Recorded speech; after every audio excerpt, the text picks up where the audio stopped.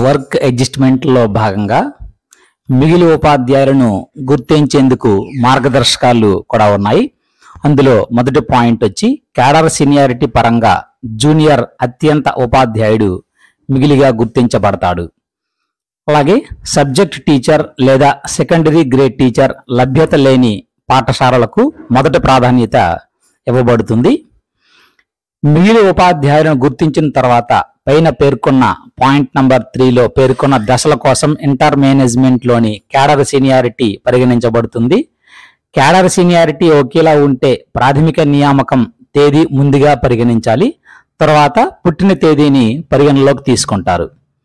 Cadre seniority ఒకేలా ఉంటే ప్రాథమిక నియామకం తేదీ ముందుగా, డేట్ ఆఫ్ అపాయింట్మెంట్ తేదీని ముందుగా పరిగణించాలి. అది కూడా సమానంగా ఉన్నట్లయితే పుట్టిన తేదీని పరిగణలోకి తీసుకొని ఎవరైతే జూనియర్ ఉంటారో వారిని మిగిలి ఉపాధ్యాయులుగా గుర్తిస్తారు. పని సర్దుబాటు ప్రక్రియ యూడైస్ నుండి ఆగస్టు 9, 2024 నాటికి నమోదు డేటా ఆధారంగా నిర్వహించబడుతుంది. పని సర్దుబాటు ప్రక్రియ పూర్తయిన తర్వాత అన్ని ఉన్నత పాఠశాలలో సబ్జెక్ట్ ఉపాధ్యాయ లభ్యతను నిర్ధారించుకోవాలి.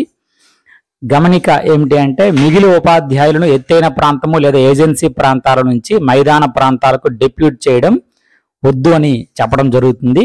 ఏప్రిల్ 30, 2025 లోపు లేదా అంతకు ముందు పదవీ విరమణ పొందిన ఉపాధ్యాయులు మరియు 100% దృష్టిలోపం ఉన్నవారు పని నుండి ఈ వర్క్ అడ్జస్ట్మెంట్ నుండి మినహాయించబడ్డారు. సో ఇవి మనకున్నటువంటి మిగిలి ఉపాధ్యాయులను గుర్తించేందుకు మార్గదర్శకాలు.